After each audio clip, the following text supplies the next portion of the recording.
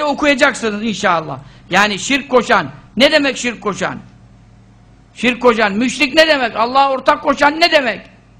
İlla ki putun önüne geçip de ben bu puta tapıyorum diye secde yapan demek değil. Bir adam Kur'an-ı Kerim'deki bir ayeti inkar etse ne olur? Müşrik olur. Yani kafir olur. Tamam. Dolayısıyla o gece af olur mu? Af olmaz. Şimdi Kur'an-ı Kerim'de bu kadar ayet-i kerimeler var.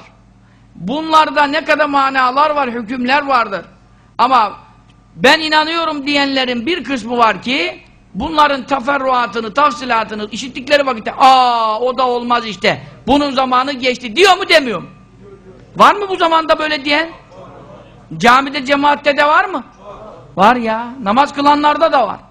Hatta ne diyorum size? Kerhanede Müslüman var, camide gavur var diyorum size. Bu lafımı da bir yere asın. Bu da hoş bir laf yani. Çünkü kerhanede olsa, zina yapsa ama yaptığı işin haram olduğuna inansa bu kafir olur mu? Olmaz. Gel bu taraftan camiden hiç çıkmasa, 5 vakti bırakmasa, cemaat kazası bile olmasa da bu adam dese ki kaçıncı asırdayız ya, şeriatın bu hükmü bu zamanda olur mu? Ne olacak şimdi? Bunu kim Müslüman kabul edebilir ya? Onun için Mevla amele bakmıyor. Nereye bakıyor? Evvela itikada bakıyor. Sonra amele bakıyor. Evvela inancın ne yöndedir? Ya. Allah Teala zina edeni affetmeye bahane arıyor. Bir insan zina ettiyse de Allah Teala ona bir iyi ameli sebebiyle mağfiret yapar mı, yapamaz mı? Yapabilir. Biz ne anlatıyoruz size? Hadis-i şerif Bukhari'dir. Fahişe kadın ne yaptı? Köpeğe su verdi. Feşekerallahu la fegafarallahu la. Sırf köpeğe dedi ya ben susadım, bak bu köpek de susamış ama benim ipim bir şeyim, yani imkanım var kuyudan su çekmeye, köpeğin imkanı yok kuyudan su çekme. Ne olacak şimdi? Pabucunu çıkarttı, başörtüsünü uzattı, bağladı ondan. Kuyu yakın kuyudan, yani su dipte. Çekti suyu, köpeği suvardı. Allah da o kadına teşekkür etti ve onu affetti. Halbuki bu kadının tevbe ettiği zikredilmiyor hadiste. Onun için ehl-i sünnet alimleri diyorlar ki Allah'ın bir kulunu affetmesi için tevbe yapması şart.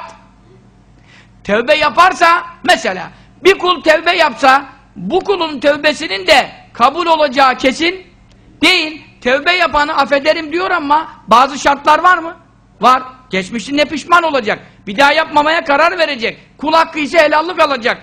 Emanetse iade edecek mesela. Tevbenin şartı şurtu var. Estağfurullah, Allah'ın herkes affolduğuna ne garanti var?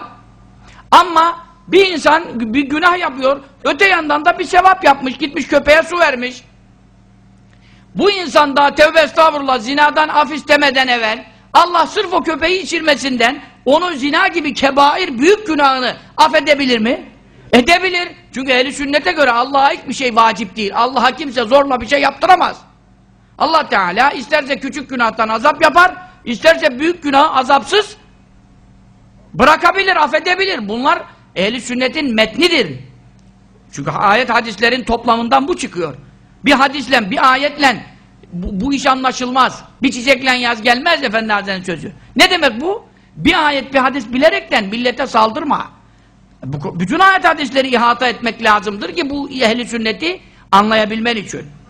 Öbür türlü şimdi Berat gecesi zina yapan af olmaz. Tamam af olmaz. Ama ve lakin başka bir iyi ameli vardır da Allah Teala onun yüzüne bakarak o iyi amelinin onu affedebilir mi? Edebilir. Ama garantisi var mı? Yok. O zaman ne yapmak lazım? Bilindik günahlardan tevbe etmek lazım. Pişman olmak lazım. Bir de yapmamaya karar vermek lazım. Bir de amellerine de güvenmemek lazım. Şu iyiliğim var, bu iyiliğim var. Üst üste alt alta çarp topla. Ben yırtarım hesabı. Yapmamak lazım. Çünkü senin evdeki hesap çarşıya uymayabilir. O iyi amel diye gördüğün mahşerde kötüler dosyasında da çıkabilir. Çünkü ona gösteriş karışmış olabilir.